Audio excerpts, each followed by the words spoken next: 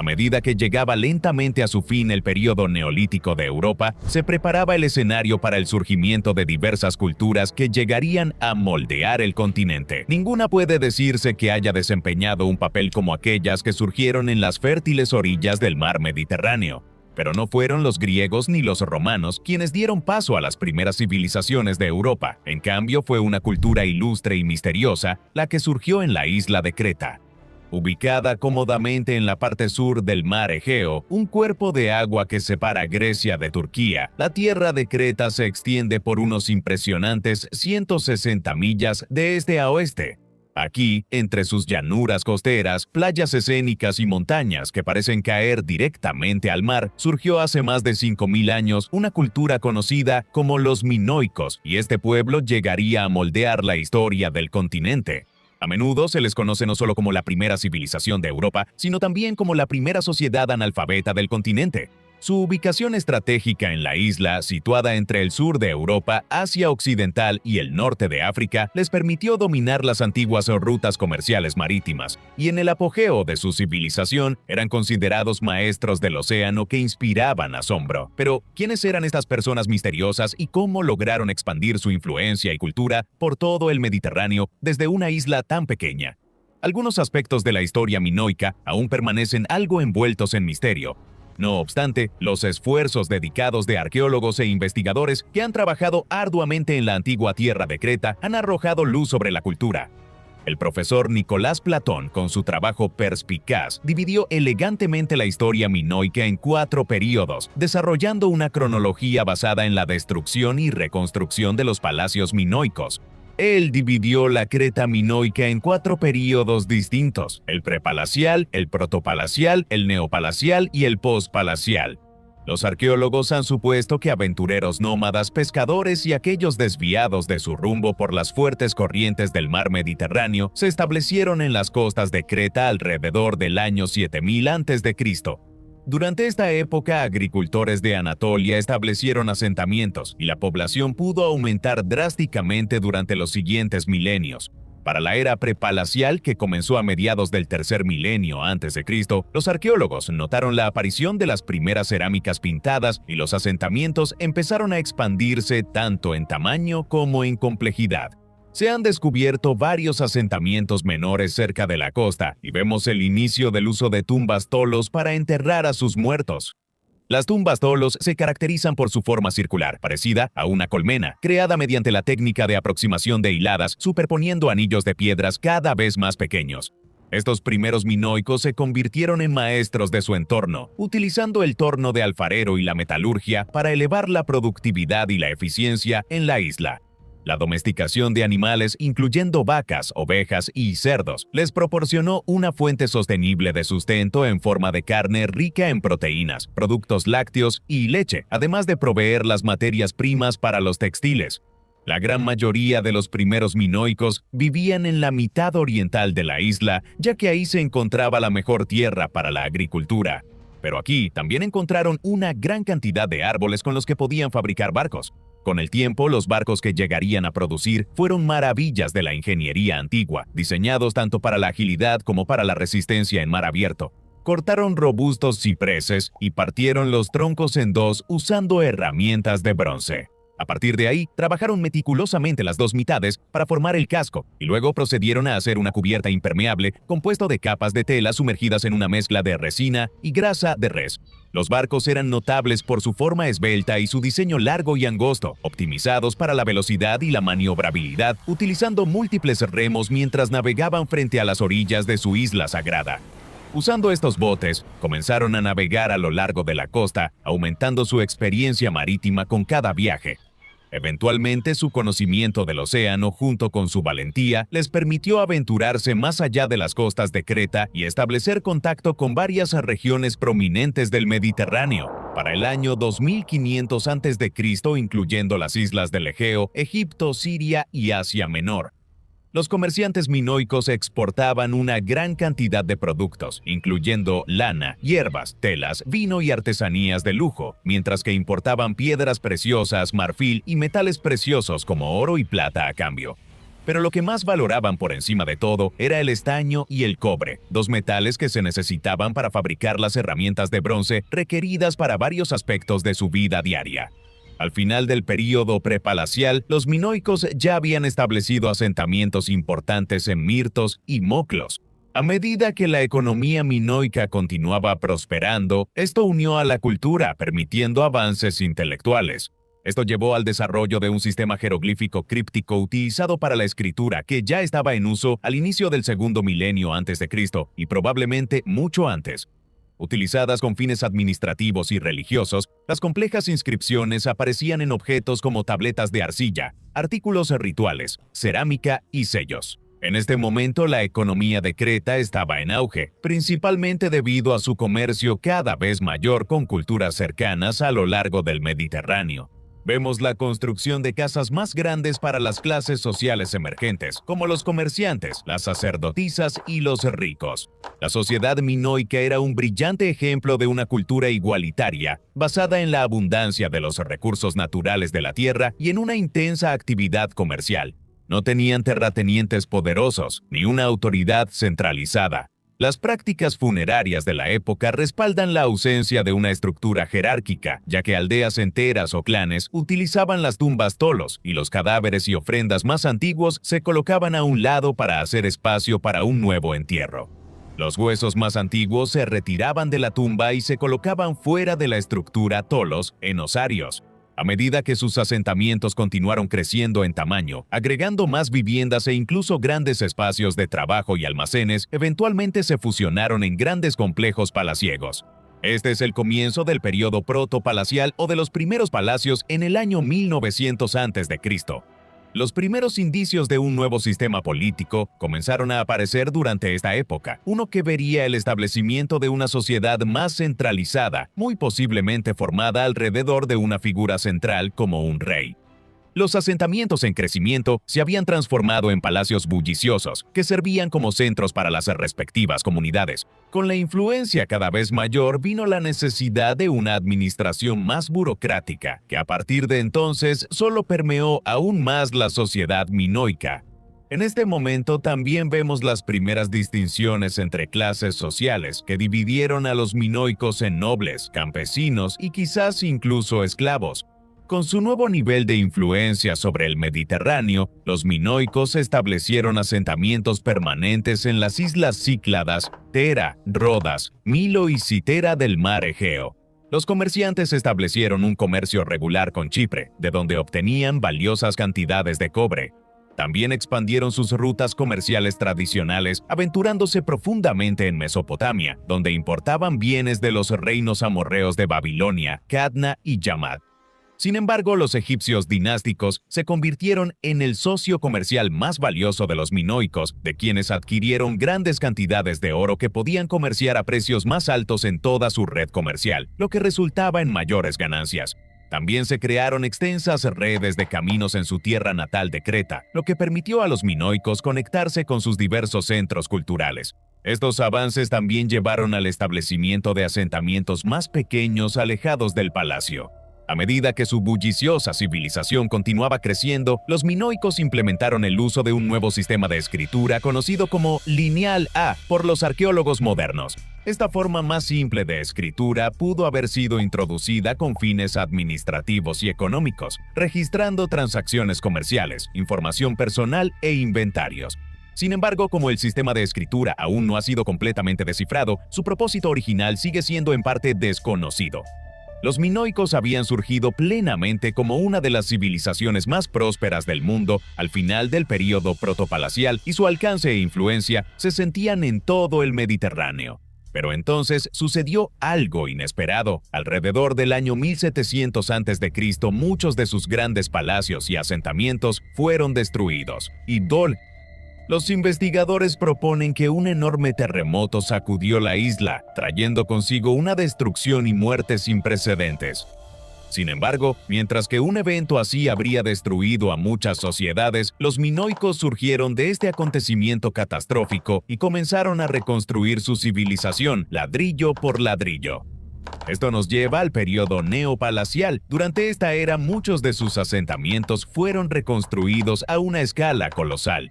Y vemos la aparición de los palacios más elaborados y sofisticados hasta ahora, en lugares como Malia, Festos y el más famoso de todos, Knossos. Este último fue realmente una obra maestra arquitectónica, con el edificio principal cubriendo un área de 3 acres y casi 6 acres, cuando se incluían todos los edificios circundantes. El palacio principal fue construido sobre una base de piedra y vigas de madera.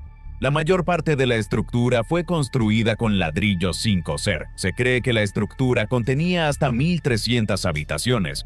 En la planta baja había un enorme centro ritual, mientras que en la zona central, una escalera monumental llevaba a los residentes desde la planta baja hasta varios salones situados en el piso superior. Los almacenes en el palacio ocupaban hasta 16 habitaciones, y la característica principal eran los pitoi, o grandes vasijas de almacenamiento, que a menudo alcanzaban 1,5 metros de altura. Estos se usaban principalmente para productos como lana, vino, aceite y grano. En todo el palacio se encontraron varios baños y retretes, cada uno conectado por un avanzado sistema de drenaje muy adelantado a su época.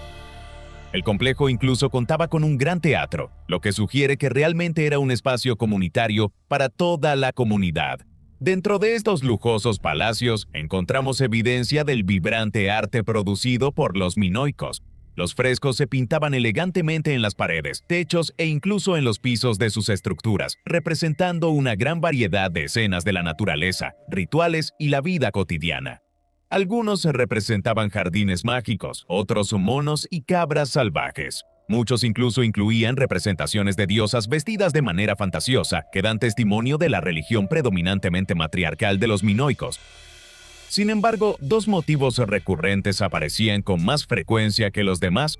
Uno era la serpiente, que se asociaba con la diosa femenina, y el otro era el toro, que usualmente se mostraba saltando por el aire. Un ejemplo tan exquisito se puede encontrar en la sección del piso superior del muro oriental en el Palacio de Knossos, que representa el deporte acrobático que los minoicos consideraban sumamente sagrado. Su arte sofisticado también se representaba en sellos y cerámica elaborados, como el famoso vaso de Camares, un estilo distintivo de cerámica minoica producido por los minoicos en Creta.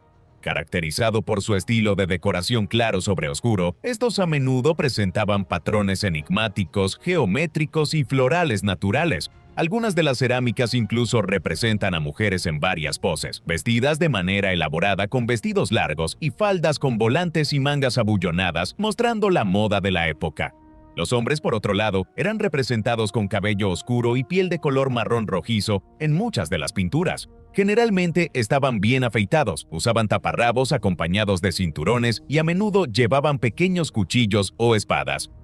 Durante el periodo neopalacial vemos evidencia de unidad administrativa y económica en toda la isla de Creta minoica, y su civilización había alcanzado su apogeo. Su cultura no solo dominó la isla del Egeo, sino que también dejó una huella indeleble en tierras de todo el Mediterráneo. Pero justo cuando alcanzó su mayor esplendor, otra cultura estaba surgiendo en la Grecia continental. Las leyendas y relatos de la era griega clásica hablan de una civilización grandiosa y poderosa que alguna vez gobernó toda la Grecia continental en la antigüedad. Los ecos resonantes de filósofos e historiadores de tiempos ya pasados emanan de los manuscritos antiguos y deteriorados, narrando una edad de oro de héroes, palacios opulentos y reyes poderosos que sentaron las bases para que floreciera la posterior era griega clásica. Este es el surgimiento de los micénicos. En las epopeyas del renombrado escritor griego clásico Homero, habló de una poderosa civilización de los primeros griegos que vivieron muchos siglos antes de su época, a quienes se refería colectivamente como los aqueos, dánaos o argivos. Para la poderosa civilización hitita eran los Agía, pero para los historiadores modernos simplemente se les conoce como los micénicos. Un nombre tomado de una de las ciudades-estado más poderosas de la cultura, Micenas. Este complejo de ciudadela y palacio estaba ubicado en Argólida, en el noreste del Peloponeso. Los arqueólogos proponen que los micénicos alcanzaron prominencia en algún momento a mediados del segundo milenio antes de Cristo. Su ascenso al poder en todo el mar Egeo coincide con varias calamidades naturales que sufrieron la cultura minoica, más antigua y avanzada. Mientras los habitantes de Creta lidiaban con importantes reveses debido a eventos catastróficos, sus vecinos del continente aprovecharon la oportunidad para usurpar lo que los minoicos habían construido durante siglos y comenzaron a ejercer su influencia sobre sus antiguos rivales. Sin embargo, según numerosos arqueólogos e investigadores, la civilización micénica tuvo un comienzo humilde, estando fuertemente influenciada por los minoicos.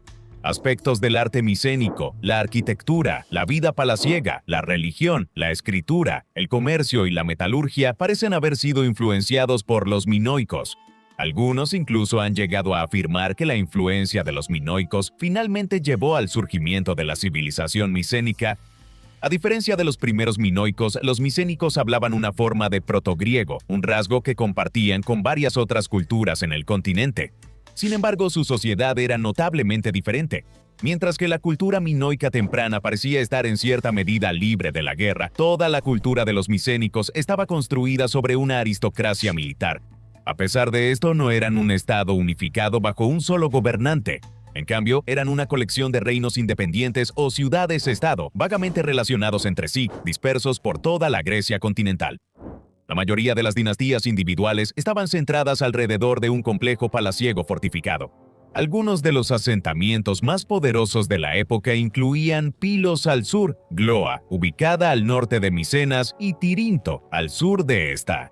Y regiones más pequeñas como Tebas y Atenas, esta última se convertiría en un asentamiento importante durante la era clásica. La sociedad micénica estaba estructurada jerárquicamente, con un rey conocido como el Guanax en la cima de cada ciudad-estado. El Guanax era una figura central de la sociedad micénica, profundamente involucrado en todos los aspectos de la cultura, desde asuntos religiosos hasta la microgestión de la economía y todas las acciones militares. El Guanax también poseía hasta 3/4 partes de todas las tierras que tenía la ciudad-estado. Debajo del rey en la escala jerárquica estaba el Laugetas, o el líder del pueblo. Este individuo también era considerado un líder religioso y a menudo servía en una posición similar a la de un general en el ejército. Como en muchas otras culturas indoeuropeas y mediterráneas, un séquito de guerreros nobles bien entrenados en la guerra de carros estaba en el corazón de la cultura. Eran conocidos como eketa, lo que se traduce como seguidores o compañeros. Los soldados comunes eran llamados laguas, que simplemente se traduce como gente. Portaban escudos icónicos en forma de 8, acompañados de largas lanzas y espadas de bronce que los convertían en enemigos formidables en el campo de batalla, todo patrocinado por la armería estatal. La mayoría de los eketa y aquellos que ocupaban cargos burocráticos habrían vivido dentro de los muros de uno de los complejos palaciegos centrales como el que se encuentra en Micenas. El palacio fue construido en la cima de una gran colina, con una vista dominante del paisaje de Micenas. En todo el sur de Grecia, muchos de los palacios micénicos muestran una arquitectura similar. Todos tenían un megarón, o sala del trono, el centro de poder y autoridad, que contenía un hogar central elevado, cuidadosamente colocado debajo de una abertura en el techo. Un trono real a menudo se colocaba contra una pared central justo al lado del hogar, permitiendo al Guanax observar a quienes se acercaban a la entrada. Frescos meticulosamente pintados a menudo cubrían las paredes y a veces el piso, mostrando imágenes de batallas representadas, guerreros cazando animales y procesiones religiosas. Dentro del palacio, industrias clave, incluyendo la fabricación de bienes y armas, aceite de oliva, textiles y perfumes, eran cuidadosamente gestionadas. Los micénicos eran sumamente meticulosos con los registros y utilizaban una escritura que hoy conocemos como lineal B.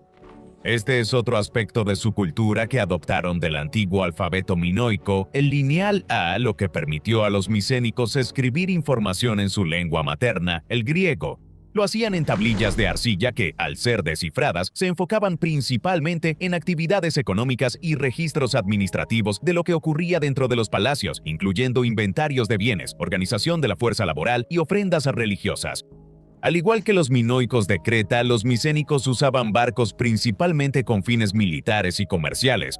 Su experiencia en el mar Egeo y su destreza en la navegación eventualmente los llevaría a convertirse en la cultura más dominante de la región. Sin embargo, la civilización minoica primero tendría que enfrentar su desaparición, y así fue. En algún momento alrededor del año 1600 a.C., la colonia minoica y centro comercial de Thera, conocida hoy como Santorini, fue testigo de una de las erupciones volcánicas más grandes de la antigüedad. Toda la isla fue devastada, y las ondas de choque del evento catastrófico enviaron enormes tsunamis hacia los asentamientos costeros en la isla principal minoica de Creta. Sus flotas fueron diezmadas y estructuras enteras fueron arrastradas al mar. La carnicería habría sido como nada que los minoicos hubieran presenciado antes, y esto debilitó significativamente su civilización. Pero como un pueblo decidido, una vez más comenzaron a reconstruir desde cero. Solo que esta vez sus vecinos micénicos en el continente habían alcanzado prominencia con una flota naval propia. En los siglos que siguieron, los micénicos lentamente conquistaron las islas minoicas a lo largo del Egeo, una por una en una guerra probablemente prolongada. Con esto, los micénicos comenzaron a tomar el control de las principales rutas comerciales que los minoicos habían creado y gestionado cuidadosamente durante más de un milenio. Aún controlando su tierra natal, los minoicos en Creta enfrentaron otro evento devastador cuando varios terremotos enormes sacudieron su isla.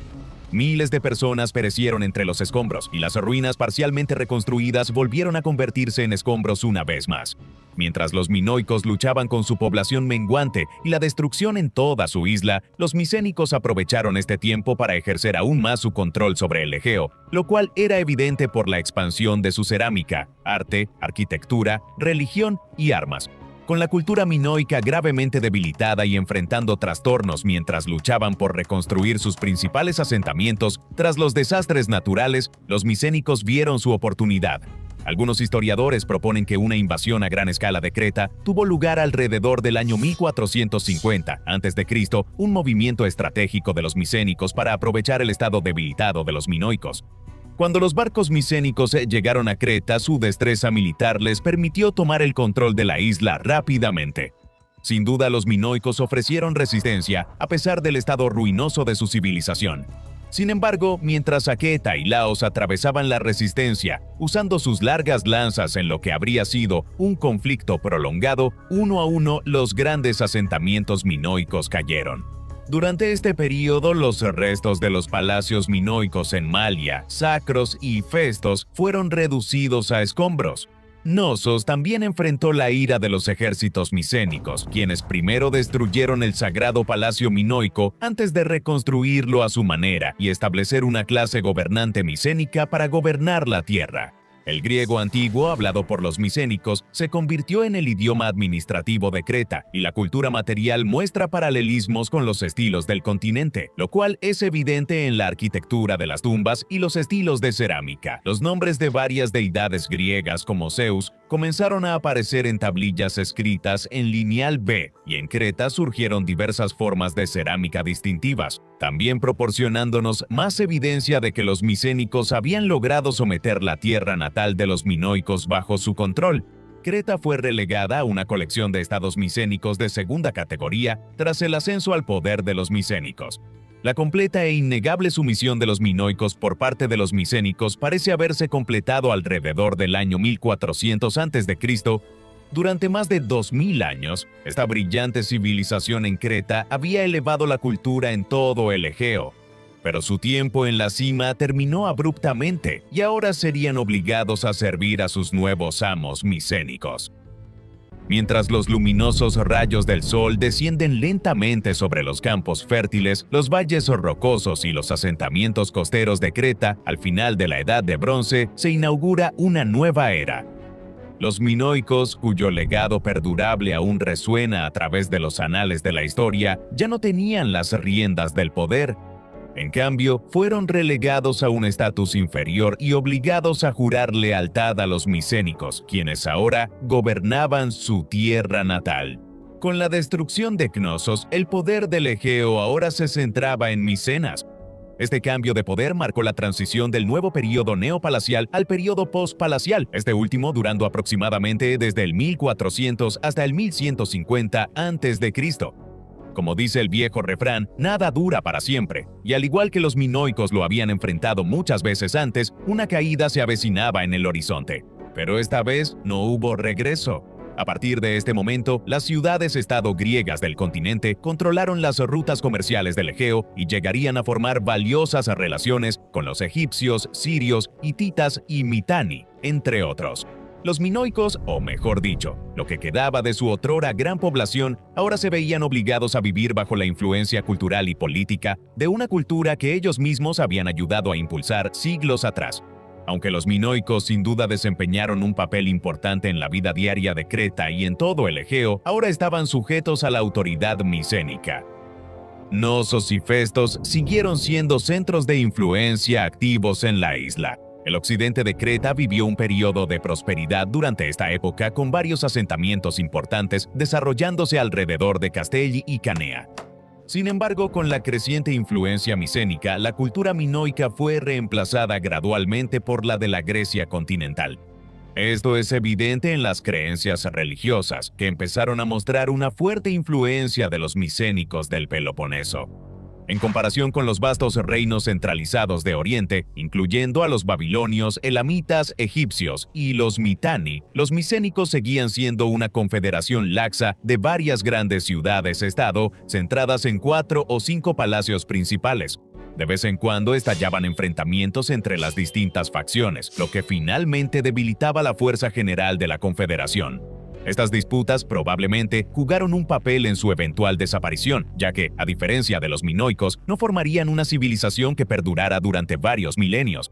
A pesar de su dominio sobre el Peloponeso, los reinos micénicos luchaban por mantenerse en buenos términos entre sí y surgió una nueva amenaza al este, una que tendría efectos duraderos en su civilización. Para el siglo XIII, las rivalidades locales llevaron a varias rebeliones internas, y los piratas de los asentamientos costeros a lo largo del Mediterráneo provocaron la fragmentación de su poder. Ante la magnitud de los saqueos, muchos de los palacios en Creta, como Knossos, fueron destruidos una vez más. Aquellos que sobrevivieron a los saqueos y la destrucción se refugiaron en las colinas, donde construyeron asentamientos fortificados en la cima de las colinas, mostrando la naturaleza turbulenta de la época. Alrededor del año 1350 a.C., el palacio de Knossos fue destruido una vez más, y esta vez no fue reconstruido de inmediato. En años recientes, los arqueólogos han señalado que el edificio fue devastado por un incendio, lo que provocó el colapso de los pisos superiores. No se sabe si esta destrucción final fue intencional o el resultado de un desastre natural como un terremoto. Un aspecto intrigante de este periodo, que a menudo señalan los historiadores, es la enigmática llegada de los pueblos del mar. Muchos nativos del Egeo, incluidos los minoicos y micénicos, así como otros de la costa de Anatolia, se unieron a los saqueadores del mar que trajeron destrucción a las orillas del Egeo. Juntos, avanzaron hacia el este, arrasando asentamientos en todo el mundo conocido. Esta confederación, conocida como los Pueblos del Mar, finalmente encontró un rival a su altura en Egipto, donde fueron derrotados en una gran batalla por el venerado faraón egipcio Ramsés III. Algunos de los capturados durante este tiempo, conocidos como los Peleset, fueron obligados a emigrar al Levante, formando una colonia conocida como Filistea y su gente, los filisteos. Arqueólogos e historiadores en su mayoría están de acuerdo en que los orígenes de los Peleset se pueden rastrear hasta el mar Egeo. Una teoría predominante es que su ascendencia genética es una amalgama de varios grupos, incluyendo a los minoicos y micénicos de Creta.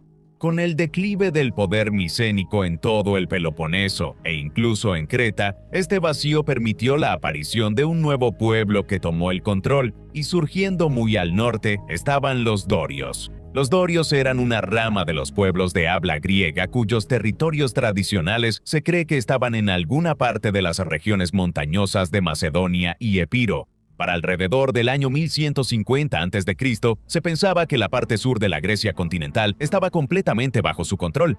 Se establecieron en varias regiones del Peloponeso, incluyendo Laconia, donde más tarde surgiría la infame ciudad de Esparta. Su influencia durante este período se siente en todo el corazón de la cultura micénica, con el dialecto dórico del griego volviéndose generalizado. Un fuerte vínculo comunitario y la separación de los sexos caracterizaban la estructura social dórica. Los hombres libres participaban activamente en las campañas militares, pasando a menudo una parte considerable de su juventud lejos de casa, luchando en nombre del reino. Las mujeres, por otro lado, tenían mucha libertad y un poder económico considerable en comparación con las mujeres de otras etnias griegas. A diferencia de otras culturas helénicas, las mujeres dorias podían poseer propiedades, administrar las propiedades de sus esposos e incluso delegar muchas tareas domésticas a los esclavos. Las mujeres dorias también continuaron usando el peplo tradicional, una túnica que antes era común entre todos los helenos. Esta prenda se sujetaba en los hombros con broches elegantes y tenía varias aberturas que dejaban al descubierto los muslos, permitiendo mayor libertad de movimiento que el quitón, una prenda similar a una túnica larga. Para el año 1100 a.C., los dorios llegaron a las costas de la isla de Creta, tomando el control de los micénicos e inaugurando una nueva era de gobierno autoritario para los últimos minoicos nativos que quedaban. Este periodo marca la asimilación de los últimos elementos restantes de la cultura minoica nativa en la nueva cultura helénica, una transición que fue profunda y de gran alcance. Bajo el dominio dórico, Creta se transformó de una monarquía a una aristocracia. Sin embargo, varios aspectos de las tradiciones minoicas siguieron siendo algo influyentes, como su sistema legal. El legislador espartano Licurgo estudió extensamente las leyes cretenses antes de crear su propia legislación, que más tarde gobernaría el estado lacedemonio. Durante el apogeo de los dorios, Creta, Cnosos, Arcades, Driros, Gortina, Lato y Lictos se convirtieron en los centros más importantes de la isla, y muchos continuaron beneficiándose de las redes comerciales establecidas por los minoicos al exportar e importar bienes con Chipre, Siria y el Egeo. El auge de la sociedad doria no solo marca un cambio dramático en la política del Peloponeso y de Creta, sino también la transición del final de la Edad de Bronce a la Edad Oscura. Aunque esto suena bastante pesimista, en realidad es más preciso sugerir que los dorios simplemente trajeron un periodo de inestabilidad a la región, en lugar de ser la fuerza principal detrás del colapso de la civilización micénica. La realidad es que esta última ya estaba en decadencia, pero no todo fue negativo. Cuando comenzó el primer milenio a.C., la cultura dórica trajo varias contribuciones que sobrevivirían hasta el mucho más tardío mundo griego clásico. Columnas fuertes y sin adornos, evidentes en sitios como el Partenón, el templo de Zeus en Olimpia y el templo de Apolo en Delfos, caracterizaban la arquitectura dórica. El dialecto dórico también influyó en el desarrollo del lenguaje en muchas de las regiones en las que se establecieron. Nuevas tecnologías también surgieron durante el apogeo de la sociedad dórica, como la llegada del hierro, la metalurgia del hierro y la adopción del alfabeto fenicio, que más tarde formaría la base del alfabeto griego.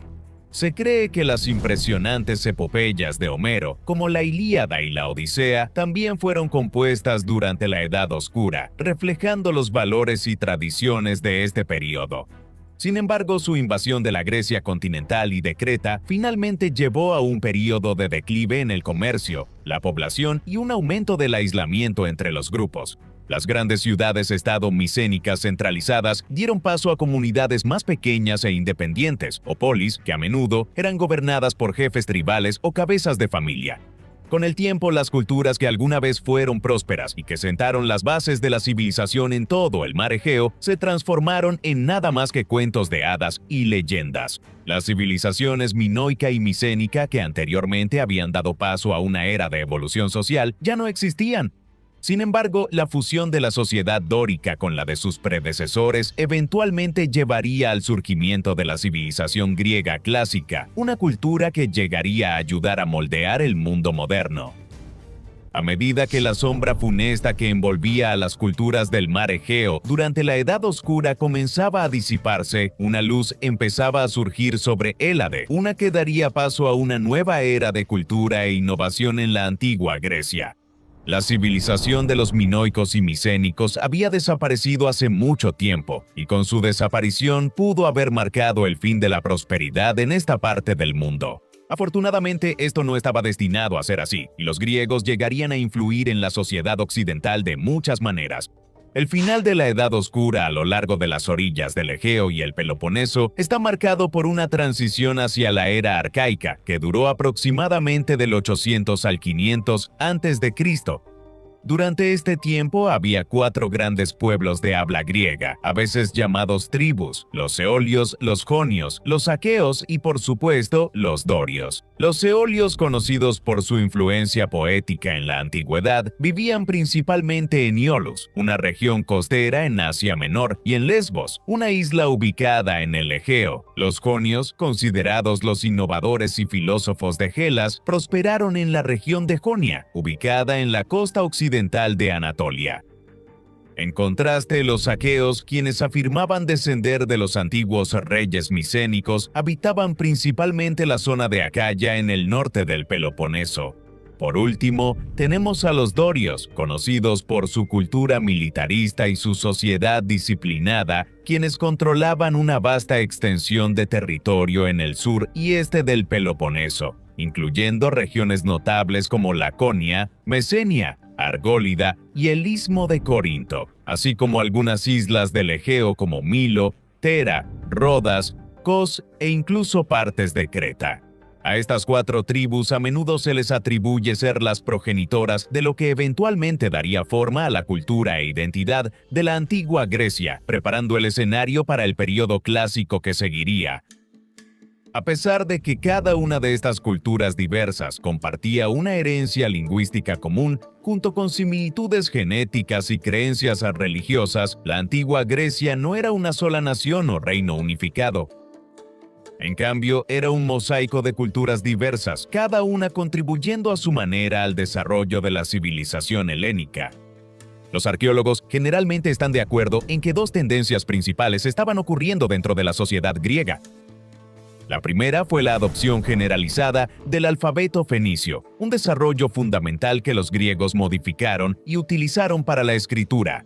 Esta adaptación permitió al poeta griego Homero compilar las épicas icónicas La Ilíada y la Odisea en una versión estandarizada. Estas tradiciones orales, ahora plasmadas en papel, podían distribuirse fácilmente por todo el mundo griego, proporcionando a las distintas tribus una historia mitológica común centrada en sus dioses. Pero más importante aún, ofreció a los antiguos griegos una conexión con su pasado heroico y generó un sentido de identidad compartida entre las diversas tribus de todo el mundo helenístico. Una polis griega típica generalmente consistía en un centro urbano considerable, construido alrededor de una ciudad y que a menudo abarcaba el campo circundante. En términos específicos, era el centro de la política del Estado, y de ahí surgieron las primeras nociones de ciudadanía legal, igualdad y votación de leyes. Esencialmente fue el origen de la democracia tal como la conocemos. Sin embargo, no todas las polis eran iguales. Muchas diferían en su estructura política, normas sociales e incluso en los bienes que preferían. Por ejemplo, la ciudad jónica de Atenas, situada en una llanura costera con vista al mar Egeo, es conocida por su democracia y su fuerte enfoque en el arte y la educación. En Atenas, los ciudadanos varones propietarios de tierras tenían voz en el gobierno y se les permitía asistir a los consejos y asambleas donde se tomaban decisiones vitales, lo que demostraba su sistema democrático pionero. Mientras que Esparta, fundada por una tribu doria, priorizaba la fuerza militar y una estructura social estricta. Esta icónica ciudad-estado estaba bajo el mando de un consejo de ancianos, a menudo considerado una forma de oligarquía. Pero algunas, como la ciudad de Corinto, eran gobernadas por tiranos de la tribu dórica Bacchiadae. Aunque muchos de estos asentamientos pueden haberse originado en tiempos anteriores, pasaron por un proceso conocido como sinoikismo, que significa que asentamientos más pequeños se fusionaron en una polis más grande, contribuyendo en gran medida a su tamaño y prosperidad. En algunas polis griegas, a los ciudadanos se les permitía reunirse en la ágora, un área abierta que a menudo se usaba como mercado y plaza pública, donde discutían asuntos importantes para la ciudad en su conjunto. Sin embargo, en su mayor parte, la sociedad griega en general era principalmente patriarcal, lo que significa que los hombres ocupaban todas las posiciones de poder político. Los miembros más ricos de la sociedad llegaron a ser conocidos como los aristócratas, que literalmente se traduce como las mejores personas. Los ciudadanos libres podían votar durante las elecciones y sobre nuevas leyes, que a menudo eran redactadas por un grupo de ancianos conocidos como arcontes. Pero incluso en las ciudades donde los ciudadanos no votaban sobre las leyes, había un fuerte sentido de comunidad que ayudaba a unificar la polis. De esto surgió el concepto de virtud cívica, que proponía que la forma más alta de moralidad era poner el bienestar de la comunidad por encima de los propios deseos egoístas. En cuanto a las mujeres en la sociedad griega, no estaban sometidas a una existencia terrible, a pesar de su incapacidad para ocupar cargos públicos. Es evidente que durante el período arcaico, las mujeres tenían un cierto nivel de influencia social, así como acceso al poder económico. Por ejemplo, las mujeres podían heredar propiedades y a menudo recibían aprobación social por la hábil administración de los hogares. Al observar la polis griega en su conjunto, surgieron numerosas ciudades distintas e independientes durante el período arcaico, cada una orgullosa de su propia identidad e independencia. A veces estallaban guerras a pequeña escala entre ellas. Sin embargo, otras se unificaron en confederaciones, como las ciudades eolias de Saim, Larisa y Esmirna, entre otras. En algún momento del siglo VII a.C., los eolios establecieron la Dodecápolis, o Liga de las 12 ciudades en Eolia, una región a lo largo de la costa occidental de Asia Menor. Aunque seguían siendo ciudades-estado independientes, a menudo se ayudaban mutuamente en tiempos de guerra. Esto era posible porque, aunque eran distintos en muchos aspectos, la polis reconocía a las diferentes ciudades-estado como griegos y por lo tanto como iguales culturales. Las 4 ramas principales de las tribus griegas hablaban dialectos mutuamente comprensibles del idioma griego y adoraban al mismo panteón de dioses. Los lazos entre las distintas ciudades se fortalecieron gracias a la invención de instituciones como los Juegos Panhelénicos o los Juegos de toda Grecia. Esta era una forma en la que las diferentes polis de todo el Peloponeso, el Egeo y las colonias lejanas podían reunirse para celebrar su cultura compartida. Los juegos eran una combinación de festivales religiosos y competencias, en las que aristócratas de cada ciudad competían en varios deportes, incluyendo lanzamiento de jabalina, disco, carreras a pie y una forma brutal de combate sin armas llamada Pancration. El más famoso de todos estos era los Juegos Olímpicos, un evento nombrado así por el sitio de Olimpia, ubicado en el sur de Grecia. Mientras que las leyendas proponen que los juegos fueron fundados por los dioses Heracles o Pelops, la evidencia histórica sugiere que fueron iniciados por la ciudad-estado Doria de Elis alrededor del año 776 a.C. Durarían más de 1000 años y muchos usan el inicio de los juegos como un hito para marcar la transición entre la Edad Oscura y el período arcaico de la civilización griega. Los juegos fueron extraordinarios por muchas razones, incluida su longevidad. Griegos de todo el mundo viajaban largas distancias para asistir a las Olimpiadas, a menudo viniendo desde lugares tan lejanos como el Mar Negro y Sicilia. Las guerras se suspendían temporalmente y todas las polis emitían un alto al fuego o una tregua que permitía a los atletas viajar de manera segura para asistir a los juegos. La introducción de los Juegos Panhelénicos y el surgimiento de sociedades más fuertes en todo el mundo griego también permitieron que el comercio floreciera una vez más, tal como sucedió durante el apogeo de las civilizaciones minoica o micénica. Aparecieron colonias griegas tan lejanas como España y el norte de África, y los navegantes establecieron puestos comerciales en las áreas donde se asentaron, incluyendo Egipto. Aquí aprovecharon las tierras fértiles, lo que les permitió cultivar olivos y uvas para producir aceite y vino. Los comerciantes comerciaban con entusiasmo con muchas culturas, incluyendo a los egipcios, babilonios y celtas de Europa Occidental, quienes eran especialmente aficionados al vino griego. Su influencia durante este periodo no podía ser exagerada, como lo demuestra el general romano Julio César. Durante su conquista de la Galia, o la actual Francia, él registró que los celtas escribían su lengua nativa usando el alfabeto griego, realmente se había convertido en una nueva era de prosperidad para las tribus de Grecia, ya que continuaban evolucionando sus instituciones políticas y su cultura mientras colonizaban y comerciaban con culturas de todo el Mediterráneo y más allá. Todo esto llevaría a esta enigmática civilización a una edad de oro debido a sus importantes logros culturales, intelectuales y artísticos. Sin embargo, con tanta abundancia vinieron consecuencias imprevistas.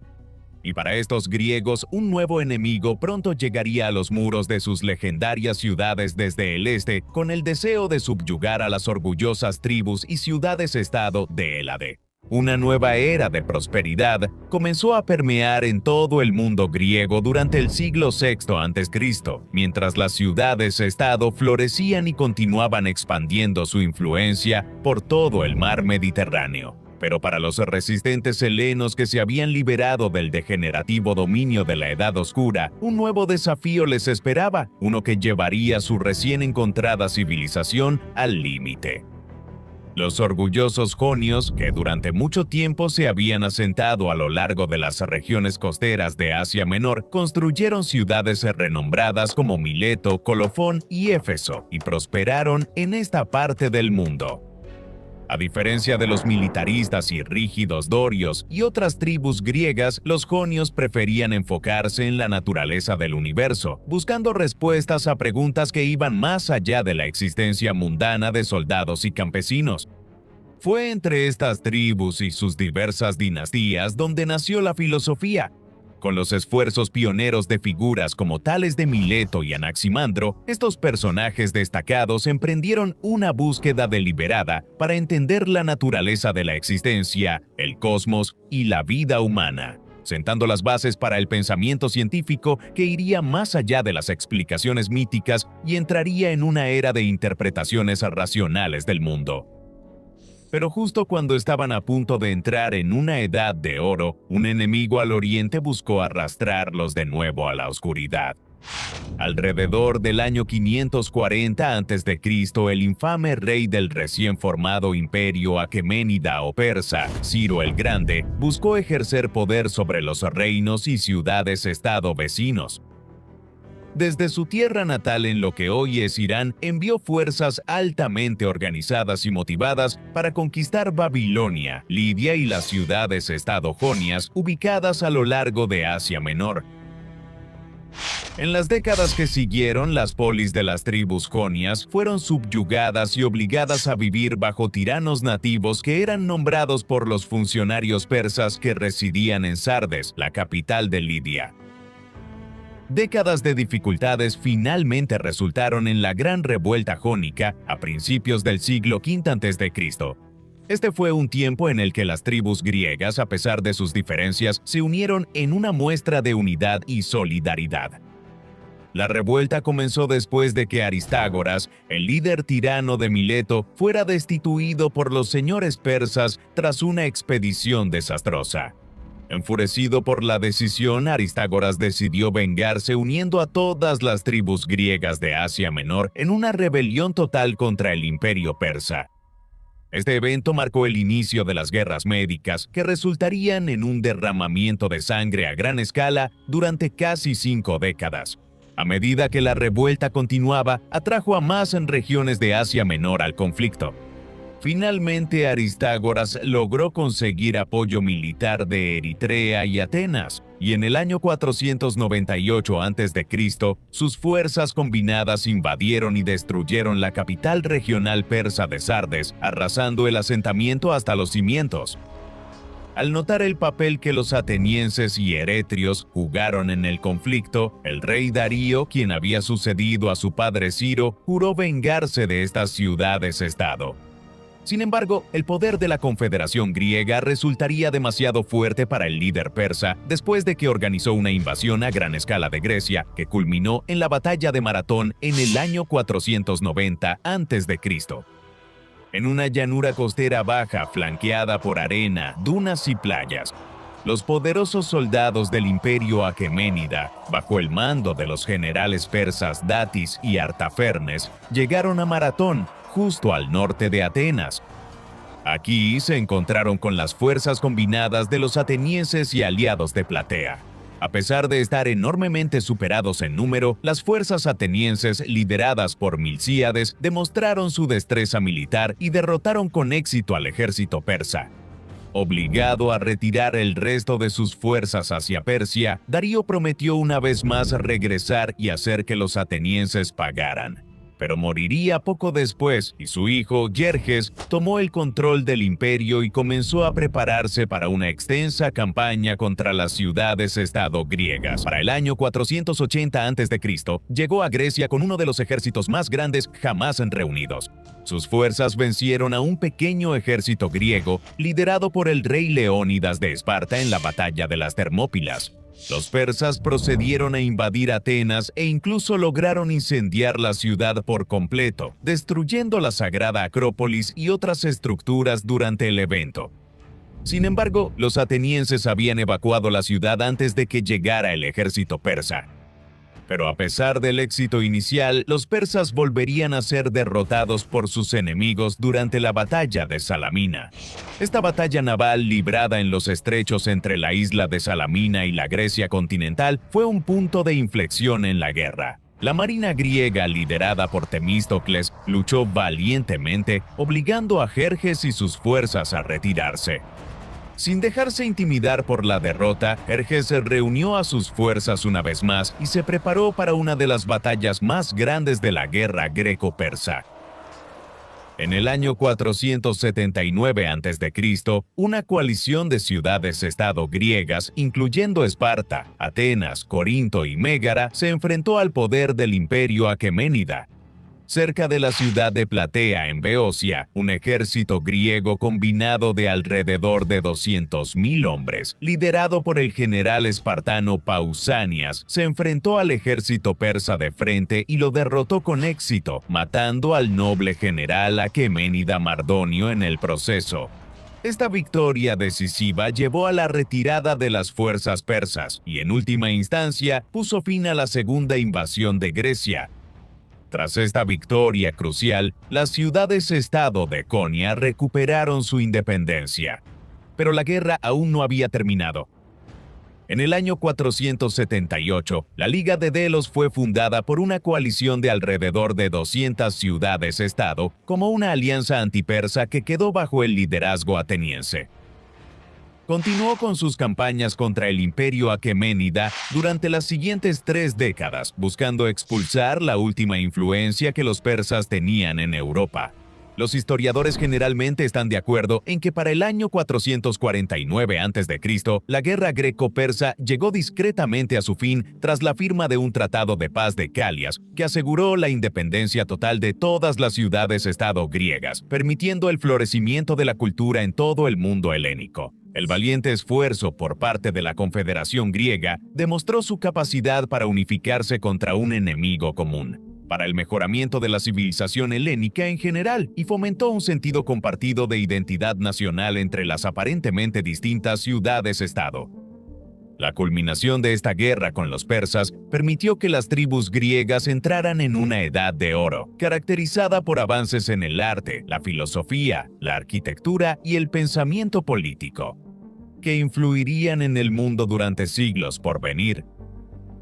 Para los historiadores, este periodo se conoció como la Era Clásica. Durante este tiempo, las polis griegas estaban en su punto más alto en términos de poder militar y económico. En este periodo floreció la cultura griega, particularmente en regiones como Atenas, que pronto se convirtió en el centro intelectual y artístico de la civilización helénica. Atenas fue la más rica y la más influyente de todas las polis griegas durante este periodo, y la democracia floreció dentro de los muros de su ciudad. Los atenienses pronto fueron considerados pioneros, ya que su énfasis en la libertad de expresión permitió el desarrollo de diversas artes, incluyendo el drama, la filosofía, la historia y campos como las matemáticas, la geografía, la física y la botánica. Pensadores prominentes como Sócrates, Platón y Aristóteles escribieron obras fascinantes sobre filosofía, sentando las bases del pensamiento occidental. Eso sigue provocando debates animados sobre la ética, la naturaleza de la realidad y la sabiduría. También vemos el surgimiento de algunos de los llamados científicos más antiguos del mundo, en figuras como Leucipo y Demócrito, quienes propusieron la idea de que los elementos de la Tierra estaban compuestos por diminutas partículas llamadas átomos que formaban todo en el universo. Lo que acababan de desarrollar era el inicio de la teoría atómica que más tarde estaría en el corazón de la química moderna. Numerosas otras disciplinas surgieron durante esta era de la Ilustración, como la historia registrada, en el sentido de una narración basada en hechos históricos que intenta explicar qué sucedió y por qué sucedió de la manera en que lo hizo. El padre fundador de esta disciplina es un historiador griego llamado Heródoto, quien escribió una extensa historia de la guerra persa. Junto con un aumento en la academia, el período clásico vio un incremento en obras de arte icónicas, como las esculturas del Doríforo y el joven Critios, conocidas por sus formas humanas idealizadas y su postura de contraposto. Pero esto se extendió a la arquitectura, donde encontramos una simetría casi perfecta en los edificios, y el uso de un concepto matemático específico conocido como la proporción áurea, que los helenos creían que era inherentemente agradable a la vista. Una de las piezas arquitectónicas más destacadas que muestra este código matemático sagrado es el Partenón de Atenas, dedicado a la diosa patrona de la ciudad, Atenea. El monumento fue construido para encarnar la proporción áurea en términos de su altura y anchura. Asimismo, en el uso de sus columnas simétricas y hermosos relieves, se cree ampliamente que logra un equilibrio perfecto entre elegancia y grandeza. Atenas continuó prosperando como ciudad-estado y la fortuna impulsó a la ciudad a alturas sin precedentes. Los atenienses permanecieron al frente de la Liga de Delos, y con el tiempo la ciudad-estado eventualmente transformó esta alianza en un imperio, ejerciendo control sobre los estados miembros y recolectando vastos tributos, aumentando extensamente su fuerza naval y su riqueza. Esta expansión alarmó enormemente a Esparta y a sus aliados, quienes empezaron a ver el dominio ateniense como una amenaza directa a su autonomía. Las tensiones continuaron aumentando durante décadas y todo estalló. La guerra solo se evitó después de que se firmó un tratado conocido como la Paz de los 30 años en el 446 a.C., que buscaba mantener la estabilidad entre las dos superpotencias griegas. Pero al final esto no pudo detener lo inevitable. Cuando Tebas, un aliado de Esparta, atacó Platea, un aliado de Atenas, este acto marcó el inicio oficial de la Guerra del Peloponeso en el 431 a.C. Durante más de 2 décadas, Atenas y Esparta se enfrentaron en la guerra junto a sus respectivos aliados. Tradicionalmente, el conflicto se divide en 3 fases, la primera de las cuales se conoce como la Guerra Arquidámica, llamada así por el rey espartano Arquidamo II. Durante este periodo, las fuerzas espartanas invadieron periódicamente el Ática, mientras que las fuerzas atenienses realizaban incursiones a lo largo de la costa del Peloponeso. La segunda fase de la guerra, conocida como la Paz de Nicias, ocurrió del 421 al 412 a.C. y se caracterizó por continuos enfrentamientos y maniobras políticas en lugar de paz.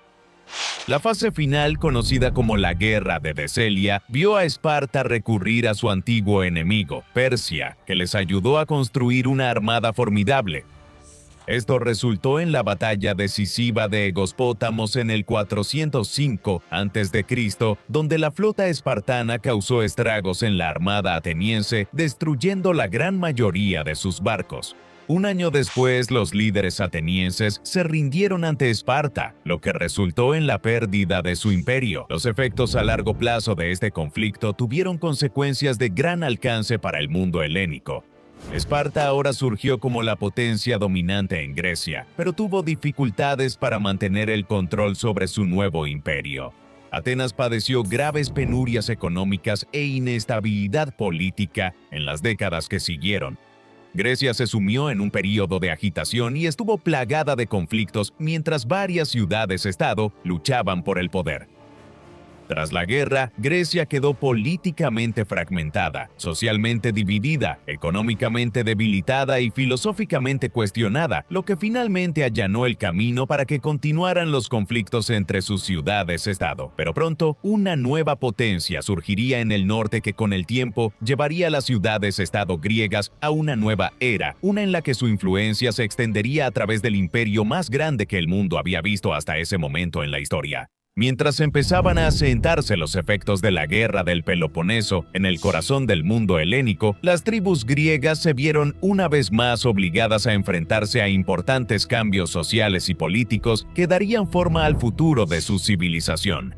Aunque la guerra provocó un declive en la civilización en general y puso fin abruptamente a su era dorada, no fue lo suficientemente tumultuosa como para obligar a las tribus helénicas a entrar en otra edad oscura. Esparta ahora era reconocida como la principal potencia en todo el mar Egeo, mientras que para la otrora próspera ciudad de Atenas, venerada por su democracia y libertad de expresión, las devastadoras pérdidas que sufrió a manos de los espartanos la llevarían a un periodo de agitación política, conocido por los historiadores como el gobierno de los 30 tiranos. A partir del año 404 a.C., Esparta instauró un breve régimen oligárquico sobre la legendaria ciudad, dando paso a varios años de represión y descontento generalizado entre los propios atenienses.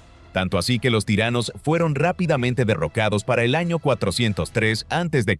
y la democracia fue restaurada una vez más. Sin embargo, las cosas nunca volverían a ser como antes de la guerra, y las tensiones entre las ideas emergentes, centradas en la ética y el gobierno en la ciudad, llevarían el concepto de libertad de expresión y pensamiento al límite. Esto culminó con la ejecución del legendario filósofo Sócrates, quien fue sentenciado a muerte por el Estado en el año 399 a.C. por no creer en los dioses de Atenas. Sin embargo, muchos creen que su impulso por enseñar a los estudiantes a cuestionar las creencias tradicionales y la autoridad fue la verdadera causa de su caída. No obstante, una forma de democracia continuó floreciendo en Atenas mientras recuperaban lentamente su autonomía y poder. Impulsados por el resentimiento hacia Esparta, Atenas, junto con las ciudades-estado de Corinto y Tebas, reunieron sus fuerzas y buscaron desmantelar el control que Esparta tenía sobre el mundo griego. Esto culminó en la Guerra de Corinto, que duró desde el 395 hasta el 387 a.C. Finalmente, el sangriento conflicto llegó a su fin con la firma de un tratado conocido como la Paz de Antíoco. Esto permitió que Persia reclamara una vez más el dominio sobre Jonia, mientras restauraba a Esparta como la fuerza dominante en la Grecia continental para gran disgusto de la alianza ateniense. En las décadas que siguieron al conflicto, Tebas continuó ganando poder bajo líderes valientes como Epaminondas. Esto llevó a la ciudad-estado a desafiar abiertamente el control que Esparta tenía sobre Grecia en la batalla de Leuctra en el 371 a.C., donde las fuerzas tebanas derrotaron a sus enemigos en esta batalla decisiva. Tras su victoria, Tebas disfrutó de un reinado corto pero próspero como la ciudad-estado líder, ejerciendo cierto nivel de control sobre las demás ciudades. Durante este período de inestabilidad, una nueva fuerza poderosa estaba surgiendo muy al norte, una que pronto marcaría una nueva era para Grecia. Más allá de las fronteras más al norte de las ciudades-estado griegas se encontraba el pequeño reino de Macedonia. Durante la mayor parte de la historia, las ciudades-estado griegas no consideraban a Macedonia como una amenaza para ellas mismas, pero todo esto cambió bajo la guía del rey Felipe II, quien ascendió al trono macedonio en el año 359 a.C.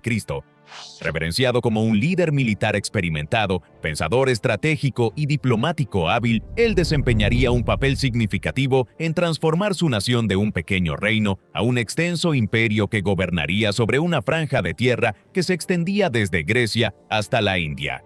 En las décadas posteriores a su ascenso al trono, Felipe unificó la mayor parte de Macedonia antes de dirigir su atención a Grecia, donde buscó expandir su influencia mediante una campaña cuidadosamente planeada de conflictos y matrimonios diplomáticos.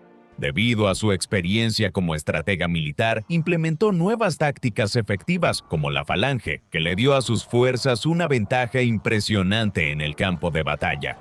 Esta formación, junto con el uso de la zarisa, un arma similar a una lanza larga, llevó a su ejército a muchas victorias en Grecia mientras expandía lentamente su territorio. Su objetivo a largo plazo era unir al mundo helénico bajo el liderazgo macedonio. Esta visión se hizo realidad después de la decisiva batalla de Queronea en el 338 a.C., donde derrotó a una coalición de ciudades-estado griegas. Tras su mayor victoria, estableció la Liga de Corinto. Esto unificó a las ciudades-estado griegas bajo Macedonia, permitiéndoles conservar cierto nivel de autonomía en sus asuntos internos. Con un imperio tan extenso bajo su mando, el mundo estaba a su disposición. Pero entonces la tragedia ocurrió, ya que en algún momento del año 336 a.C., el infame rey fue encontrado muerto, con rumores que sugerían que fue envenenado por un miembro de su propia guardia personal. Después de enterrar a su padre, un joven Alejandro III fue coronado rey del Imperio Macedonio, con solo 20 años de edad. Aunque algunos de la nobleza dudaban de su capacidad, el carisma del joven líder y su éxito militar temprano rápidamente les hizo cambiar de opinión. Rápidamente se puso a trabajar consolidando el poder y asegurando la lealtad de los generales de su padre. A partir de entonces, sofocó cualquier rebelión de las ciudades-estado griegas, lo que llevó a la destrucción de Tebas. Este acto despiadado sirvió como advertencia para las demás naciones helénicas. El éxito militar temprano de Alejandro lo estableció como un comandante militar capaz y pronto comenzó a marchar con sus fuerzas más allá de las fronteras orientales de Hélade y hacia territorio persa. Al igual que su padre, la pericia militar de Alejandro era evidente mientras obtenía victorias decisivas sobre el imperio aqueménida, como las batallas de Gránico en 334 a.C. e Iso en 333 a.C. Con el imperio persa en retirada, Alejandro aprovechó la oportunidad para extender sus campañas a Egipto y Siria. Después de someter con éxito estos antiguos reinos bajo su mando, Alejandro construyó varias ciudades, ninguna de las cuales podría considerarse tan famosa como Alejandría, situada en la ribera norte del río Nilo.